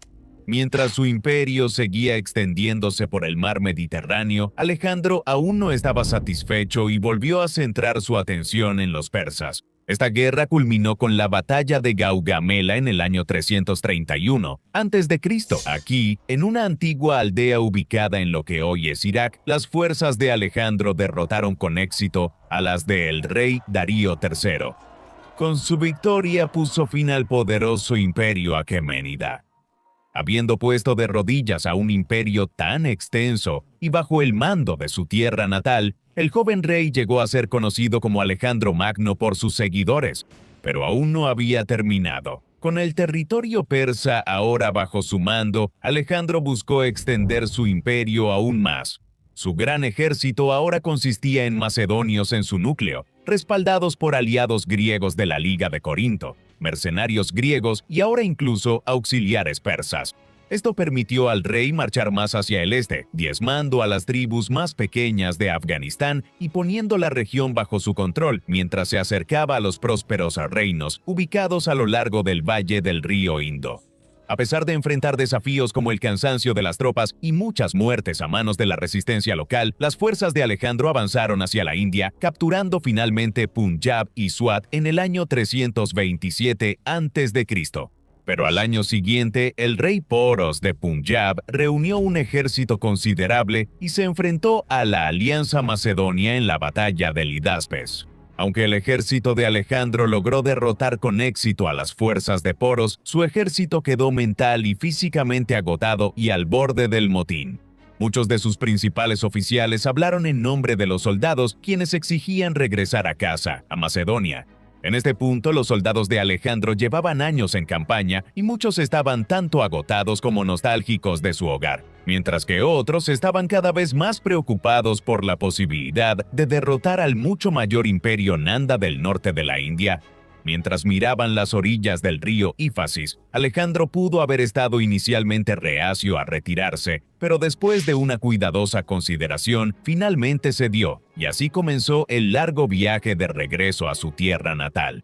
A pesar de la decisión, Alejandro Magno había establecido el imperio más grande que el mundo había visto hasta entonces, a la temprana edad de 30 años. Pero al final no viviría lo suficiente para realmente cosechar las recompensas de sus enormes esfuerzos. En el año 323 a.C., una misteriosa enfermedad cayó sobre el joven rey y a pesar de toda la riqueza del mundo, no pudo superar la enfermedad. Para el 13 de junio fue declarado muerto. Aunque existen varias teorías sobre lo que pudo haber causado la muerte del rey, la mayoría de los historiadores proponen que fue fiebre tifoidea o malaria. Relatos extraños de historiadores de la época afirman que su cuerpo no se descompuso durante casi 6 días, lo que llevó a muchos a creer que era algún tipo de ser divino. Pero esa creencia no hizo nada para detener el caos que pronto se desataría. Con la muerte del líder militar más destacado de la época y sin un sucesor inmediato que tomara su lugar, el vasto imperio de Alejandro Magno fue sumido en la confusión. Esto sumió aún más a Grecia en el caos, ya que varios estados antimacedonios, como Atenas, encendieron una rebelión a gran escala que sacudiría la civilización griega hasta su núcleo. En el año 323 a.C., Alejandro Magno yacía en su lecho de muerte en el palacio de Nabucodonosor II. Una enfermedad febril invadió su cuerpo, dejándolo en un estado sumamente debilitado. Rodeado de sus lugartenientes, soldados, esposas y eunucos, el valiente líder daría su último aliento. Con su vasto imperio extendiéndose desde las costas del mar Mediterráneo hasta las orillas del río Ganges en la India, sería sumido en la confusión y la destrucción. De sus cenizas surgirían varios reinos poderosos, cada uno luchando por el control del mundo conocido. Esto marcó el inicio del periodo helenístico de la historia griega. Por todo lo que Alejandro Magno logró durante su corta vida, desde sus extensas conquistas hasta su liderazgo carismático y brillantez militar, dejó una huella imborrable en la historia. Pero cometió un error, ya fuera por orgullo o simplemente por evitar una pregunta para la que aún no tenía respuesta. Alejandro no nombró a un heredero. Su esposa, Roxana, estaba embarazada de su hijo. Aún así, murió antes de que ella pudiera dar a luz, lo que preparó el escenario para una serie de luchas de poder entre sus generales, conocidos como los diádocos, o sucesores, y la eventual fragmentación del imperio. Todo comenzó con un evento trascendental conocido como la partición de Babilonia, una reunión de los principales comandantes de Alejandro en el corazón de la antigua ciudad en junio del 323 a.C. Mientras se reunían alrededor de una gran mesa, todos participaron en largos debates sobre el futuro del imperio. En cuanto a la sucesión, se presentaron varias opciones. ¿Esperarían a que naciera el bebé que esperaba Roxana o podrían nombrar a Felipe III Arrideo, el medio hermano de Alejandro, como rey? También se propuso una tercera opción que consistía en dividir la vasta extensión del imperio entre sus muchos generales. Los comandantes y funcionarios deliberaron y después de intensas negociaciones llegaron a un compromiso.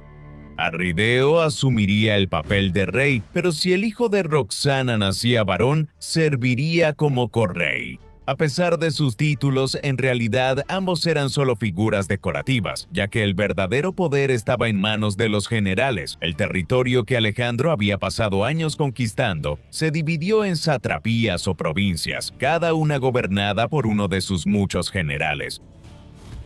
Macedonia y Grecia permanecerían bajo el control de Antípatro. Egipto quedó bajo el dominio de Ptolomeo I y Tracia fue entregada a Lisímaco. Pitón gobernaba Media, mientras que Asia Menor era gobernada por Antígono y Leonato, quienes tomaron Frigia y Frigia Helespóntica respectivamente. Filipo recibió Bactria y Sogdiana. Más tarde, Seleuco I fue puesto al mando de Babilonia. La división entre los generales fue una jugada estratégica para asegurar la longevidad del imperio en su conjunto. Sin embargo, al final jugaría un papel principal en su desintegración. En esencia, la partición de Babilonia marcó el principio del fin, ya que la paz entre los generales no duraría. El elemento humano de las ambiciones personales llevó a pequeños conflictos entre los generales, cada uno buscando ejercer un mayor control sobre sus territorios y las regiones circundantes. Estas escaramuzas se intensificaron, lo que sacudió el imperio de Alejandro hasta su núcleo más profundo.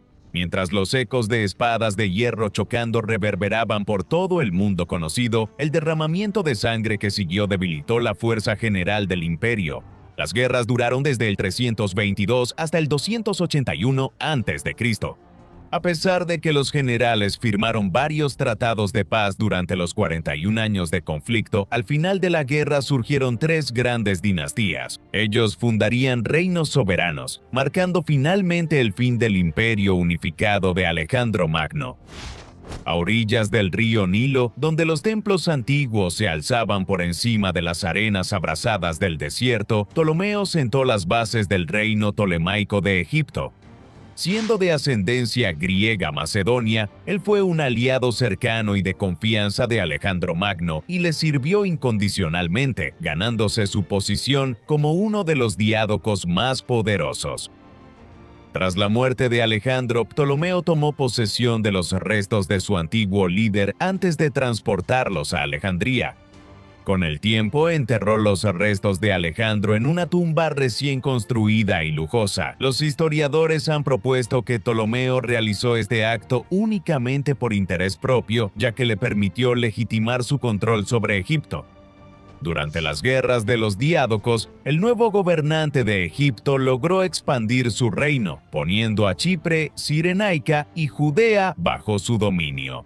Durante su vida muchos veían a Ptolomeo como un guerrero hábil, pero en el fondo era un mecenas de las artes. Así, su famosa ciudad, Alejandría, fundada como una polis griega, pronto se convirtió en el epicentro de la cultura y el conocimiento, y fue reconocida como un centro intelectual al que muchos acudían para adquirir sabiduría y conocimiento.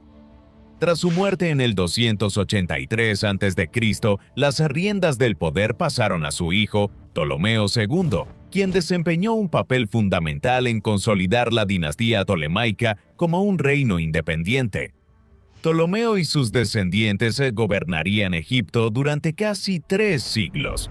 Muy al oriente había surgido un reino igualmente poderoso, bajo la guía de Seleuco I, quien comenzó su carrera como compañero de Alejandro y uno de sus generales más confiables. Tras las guerras de los diádocos, su imperio había tomado el control de la mayor parte de Asia Menor y de las tierras a lo largo de la media luna fértil, incluyendo Persia y Mesopotamia. Durante el punto más álgido del conflicto, Seleuco arrebató Siria a Antígono, quien era considerado uno de los diádocos más fuertes. Eventualmente, su poderoso imperio, reconocido por su destreza militar, logró extender su influencia hasta las fronteras de la India. Siguiendo el ejemplo establecido por Alejandro, Seleuco fundó varias ciudades importantes, incluyendo Antioquía en la costa oriental del Mediterráneo y Seleucia del Tigris. Estas ciudades capitales pronto se convertirían en centros de comercio para uno de los reinos más poderosos del mundo helenístico. Al noroeste del extenso imperio de Seleuco y al norte del reino de Ptolomeo en Egipto se encontraba la dinastía antigónida, establecida por Antígono I Monóftalmo. Durante la vida de Alejandro fue un destacado general macedonio y desempeñó un papel clave en muchas campañas militares. A menudo considerado como el más poderoso de los diádocos, él y su hijo Demetrio tomaron el control de la gran mayoría del imperio de Alejandro. Sin embargo, sus numerosos triunfos militares llevaron a sus rivales Ptolomeo y Seleuco, junto con otros generales, a formar una alianza. Esto culminó en la batalla de Ipso en el año 301 a.C. Antígono y su poderoso ejército intentaron invadir Egipto, pero fueron superados por la coalición y él pereció en esta gran batalla tras ser alcanzado por una lanza. Tras su muerte, la dinastía antigónida quedó gravemente debilitada y al final su territorio se redujo a las tierras de Macedonia y la Grecia continental. Los conflictos que estallaron durante el temprano periodo helenístico llevaron a una era de inestabilidad. Sin embargo, con el surgimiento de los nuevos poderes políticos, los territorios que alguna vez estuvieron bajo el mando de Alejandro Magno sí experimentaron un periodo de prosperidad en el que la cultura y las ideas intelectuales florecieron. Las ideas griegas se difundieron más allá de las fronteras de su tierra natal, abriéndose paso por Persia, Egipto y hasta la lejana India. Esto resultó en una combinación de la cultura helenística con las tradiciones locales.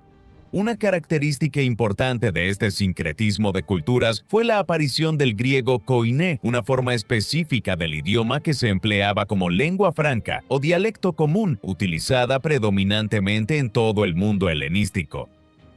Como los ciudadanos desde el reino tolemaico de Egipto hasta el imperio seleucida de Persia podían comunicarse fácilmente entre sí, esto facilitó un aumento en el comercio y el intercambio cultural. Este primer período también fue testigo de varios avances científicos, ya que los eruditos en Alejandría convirtieron la ciudad en un centro de aprendizaje. La filosofía experimentó un desarrollo significativo durante este período. Escuelas de pensamiento como el estoicismo florecieron bajo el reinado de la dinastía tolemaica. Aunque fue fundada por Zenón de Sitio en Atenas alrededor del año 300 a.C., rápidamente se extendió a otras ciudades helenísticas. Alejandría tenía una gran población griega y el ambiente cosmopolita de la ciudad proporcionó un terreno fértil para el desarrollo del estoicismo. Sus principios fundamentales se centraban en aceptar lo que está fuera de nuestro control, enfocarse en la fortaleza interior y encontrar la felicidad a través de la virtud en lugar de factores externos. El epicureísmo, una escuela de pensamiento aparte fundada en Atenas, también se difundió rápidamente durante esta época.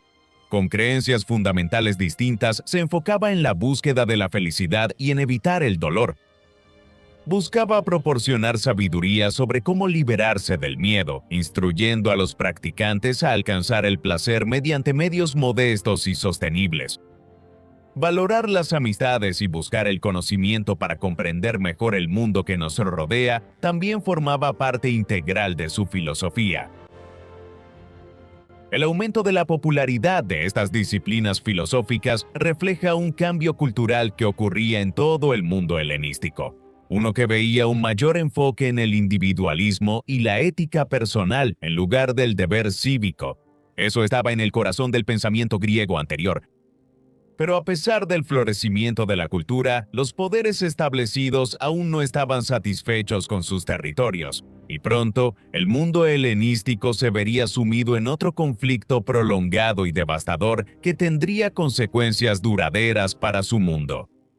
Mientras el cálido resplandor del sol Mediterráneo descendía sobre el reino del mundo helenístico durante el siglo III a.C., un período de estabilidad se asentó en sus bulliciosas ciudades, dando paso a una era de florecimiento intelectual.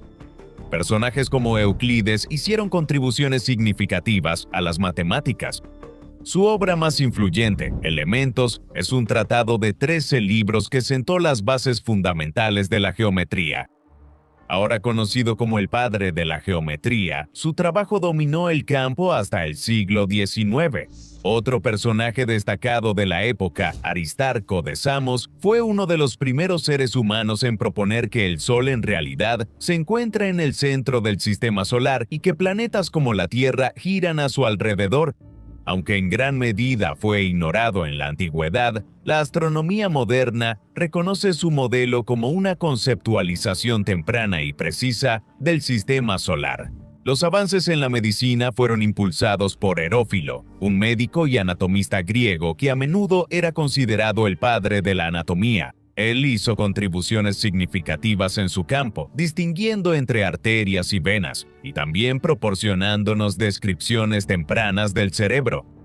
A menudo llegaba al punto de escribir sobre las diferencias entre los nervios motores y sensoriales, todo lo cual seguiría siendo relevante en el estudio del cuerpo humano durante siglos. En la ciudad de Siracusa, Sicilia, el polímata Arquímedes llevó los límites del conocimiento humano más allá, logrando avances significativos en matemáticas, física, astronomía y sobre todo en ingeniería. Recordado hoy en día por varios inventos, como el tornillo de Arquímedes, una bomba intrincada pero sencilla utilizada para elevar agua, se empleó en varios aspectos de la vida helenística, desde sacar agua de los barcos hasta posiblemente desempeñar un papel en el riego de los infames jardines colgantes de Babilonia.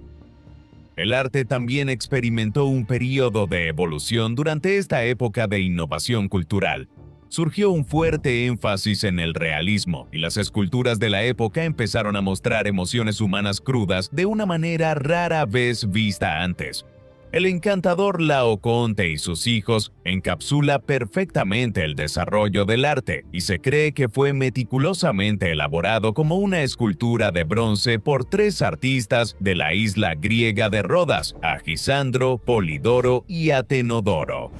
Contiene una intensa dramatización de las figuras mientras luchan por liberarse del agarre de serpientes monstruosas. A medida que el arte florecía y el conocimiento se difundía desde las muchas polis, el comercio también experimentó un nuevo nivel de prosperidad. El mar Mediterráneo, el Golfo Pérsico y el Mar Rojo estaban llenos de embarcaciones de marineros que transportaban bienes como aceite de oliva, vino, cerámica y trabajos en metal a tierras lejanas.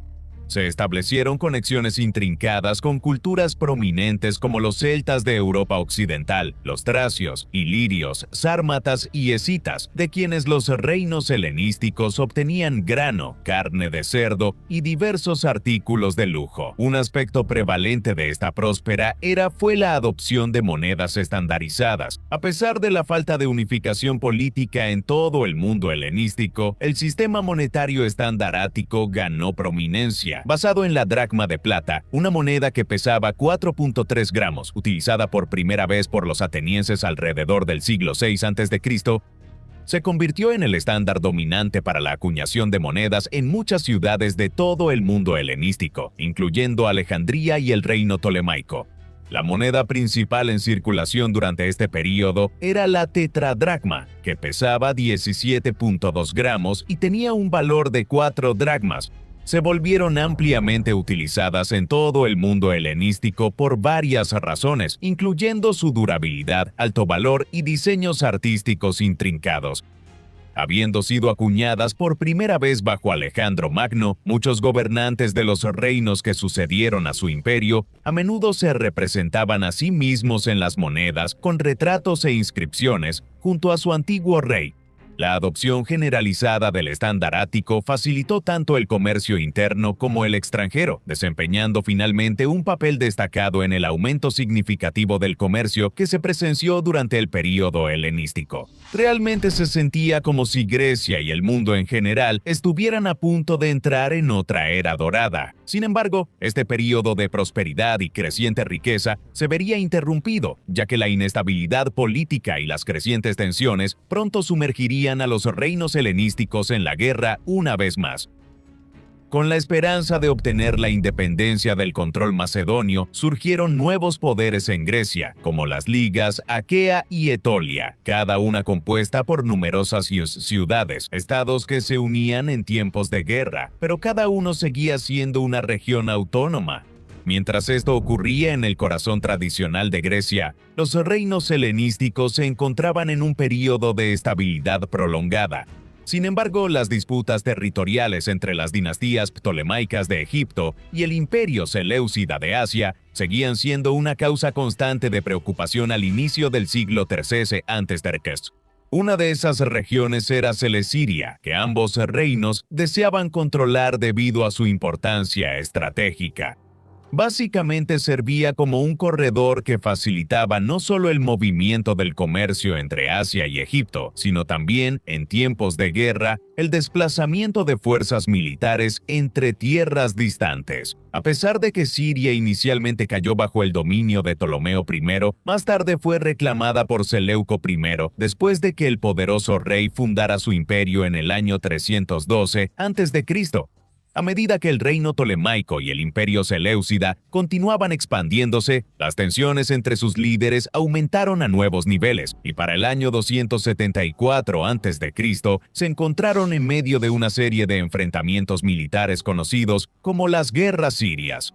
Durante más de un siglo ocurrieron 6 conflictos principales mientras los reinos helenísticos buscaban ejercer su dominio sobre territorios en disputa. La primera guerra siria duró 3 años y vio a Ptolomeo II movilizar a un gran número de tropas para recuperar partes del sur de Anatolia y la costa de Siria que se habían perdido previamente ante Antíoco I, el rey seleucida. La guerra demostró que Ptolomeo era tanto un general hábil como un gobernante enérgico. Tras su triunfo sobre sus rivales del este, las cosas se calmaron durante algunas décadas.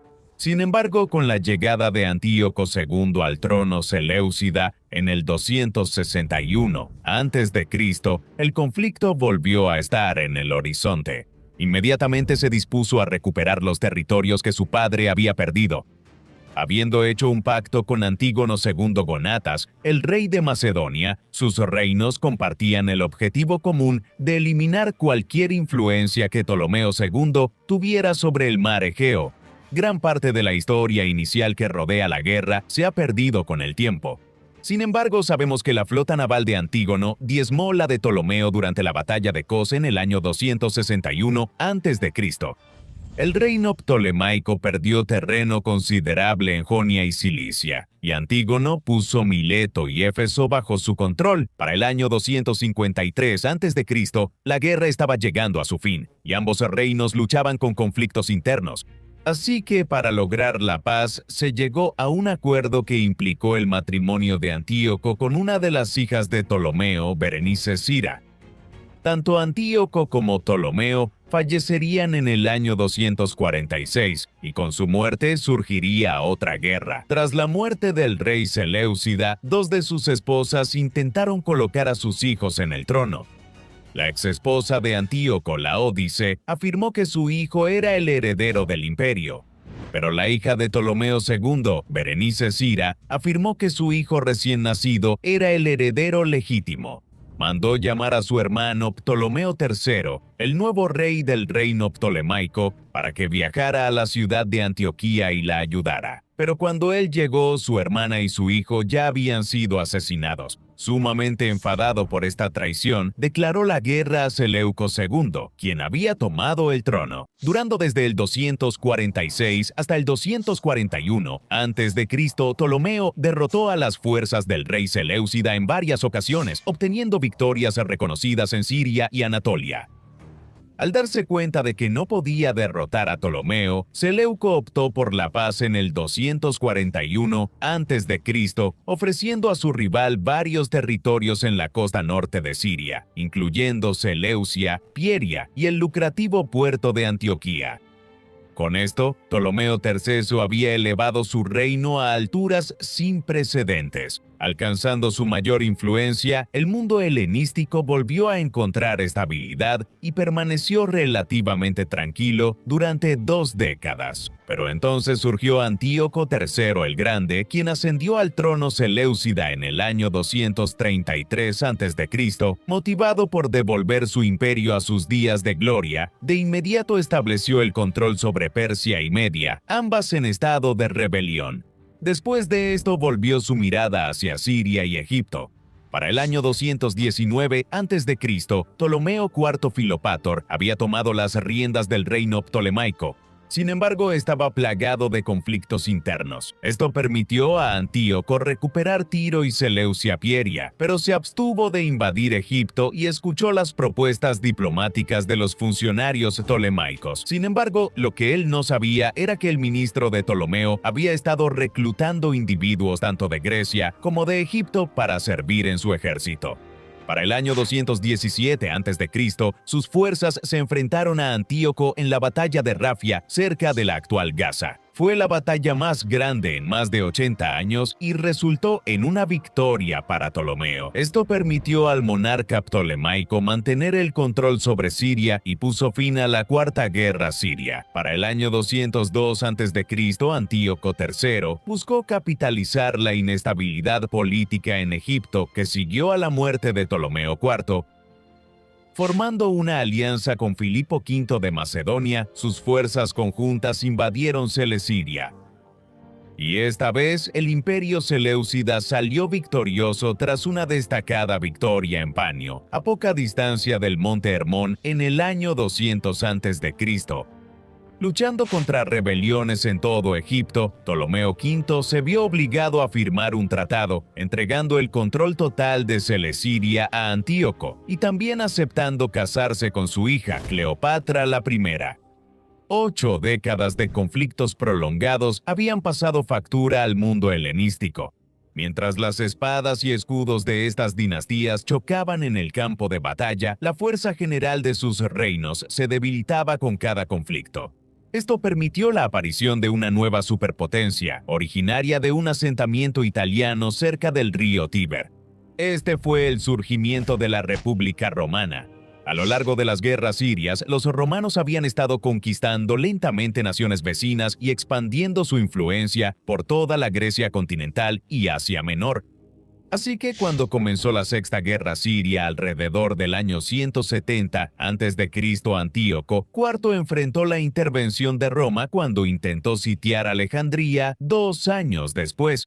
Los egipcios habían solicitado previamente la ayuda del Senado romano y en respuesta, el Senado romano envió al general Gayo Popilio Lenas.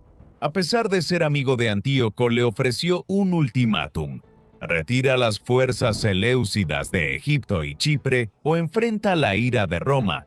Los romanos consideraban a Egipto un aliado valioso, ya que importaban una gran cantidad de grano que usaban para alimentar a su extenso ejército. Habiendo escuchado las historias de las devastadoras derrotas de su padre durante las guerras seleucidas romanas, a principios del siglo II, Antíoco finalmente decidió dejar Egipto atrás y regresar a casa, marcando así el final de la Sexta y última guerra siria. Una sombra poco auspiciosa proyectada por el estandarte de un águila se cernía sobre el mundo helenístico y pronto cambiaría el curso de la historia. Mientras los reinos helenísticos habían expandido sus recursos a lo largo de las guerras sirias que duraron un siglo, la fuerza e influencia de la República Romana había crecido de manera constante, aunque inexorable. Según las leyendas, Roma fue fundada como un pequeño asentamiento itálico a orillas del río Tíber por los hermanos semimíticos Rómulo y Remo.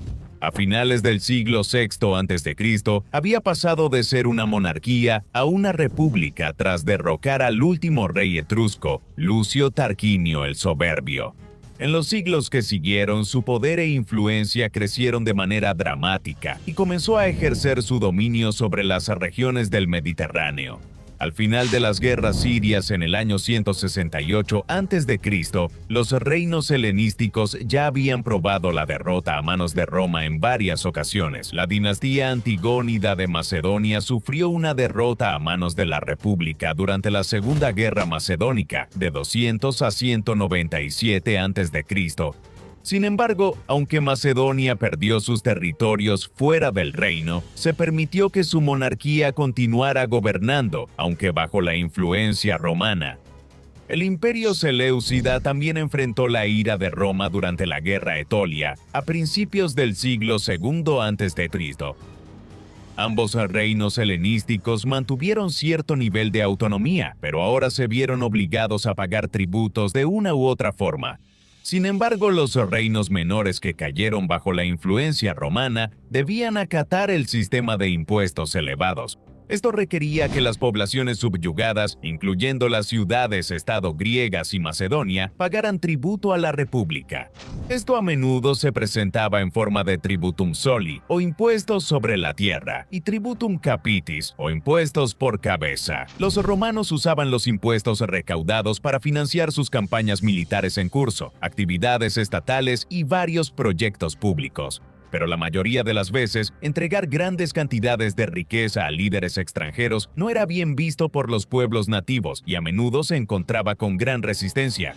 La carga financiera sentida en el corazón de Grecia eventualmente llevaría a muchas de las ciudades-estado a unirse a Macedonia en un levantamiento que se conocería como la Tercera Guerra Macedónica. Tras la muerte de su padre en el año 179 a.C., Perseo de Macedonia lo sucedió en el trono.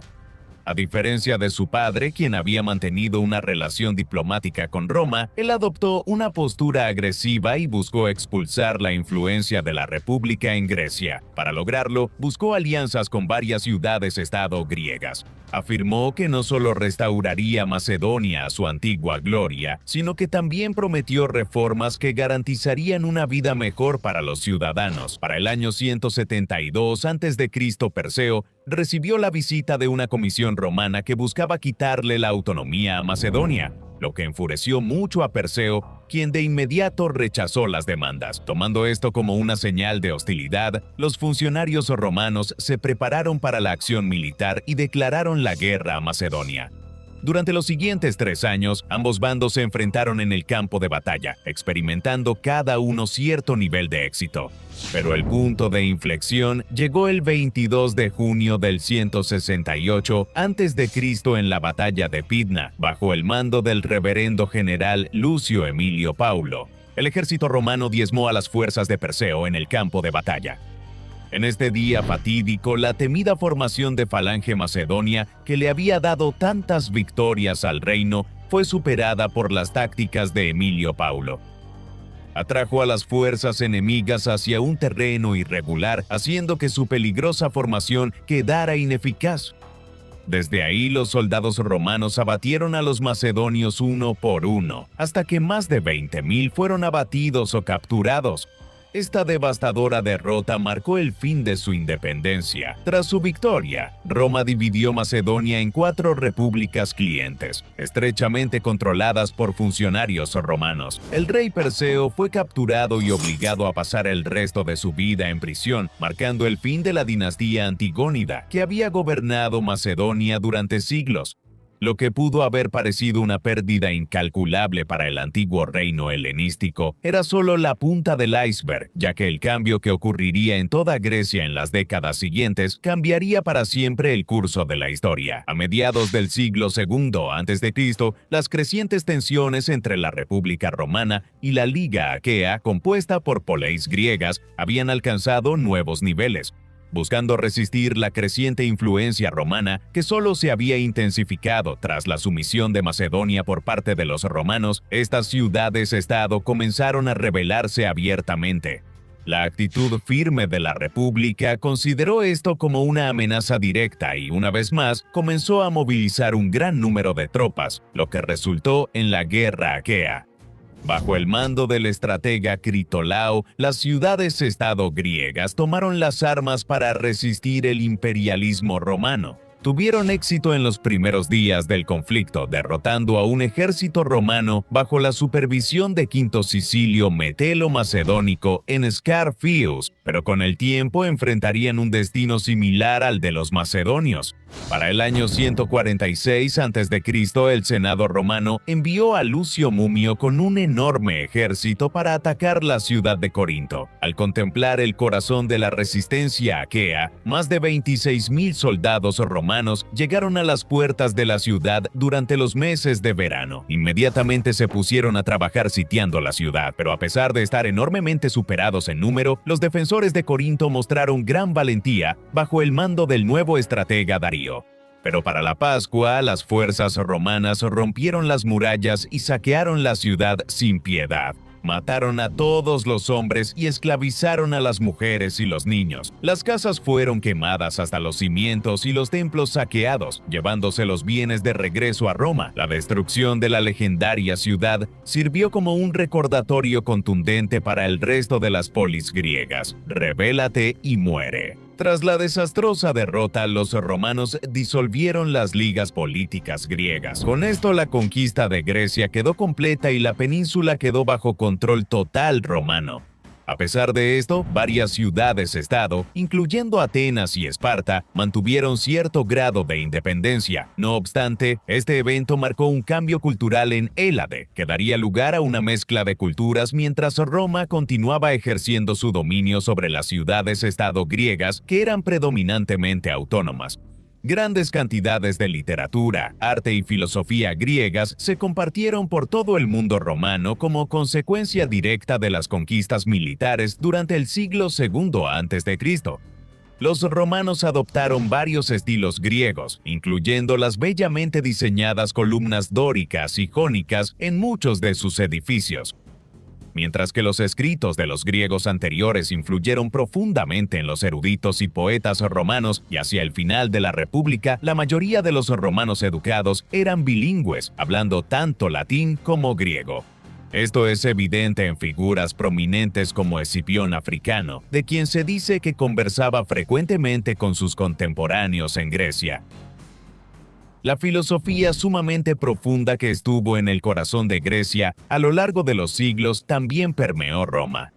Los estadistas republicanos se enamoraron del estoicismo, quienes veían sus creencias centrales de autocontrol y virtud como características invaluables.